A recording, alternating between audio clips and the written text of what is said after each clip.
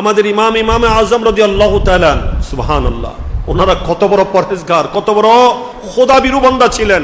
ইমামে আজম রাদিয়াল্লাহু তাআলা এখন ওনার যৌবনকাল, রাস্তা দিয়ে যাচ্ছিলেন, তখন একজন মানুষ আরেকজন মানুষকে বলতেছেন যে ইনি সারা রাত দাঁড়িয়ে দাঁড়িয়ে আল্লাহর ইবাদত করেন। ইনি এই আলেম, এই ইমাম, ইনি সারা রাত দাঁড়িয়ে দাঁড়িয়ে আল্লাহর ইবাদত করেন। এই কথা যেদিন ইমাম আজম শুনেছেন সেদিন থেকে আর উনি মিস করেননি, সারা রাত দাঁড়িয়ে দাঁড়িয়ে ইবাদত করতেন।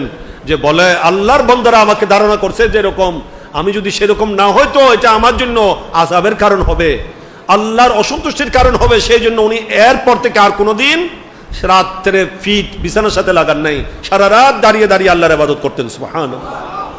এই ছিল ওনাদের চরিত্র, ওনাদের আদর্শ।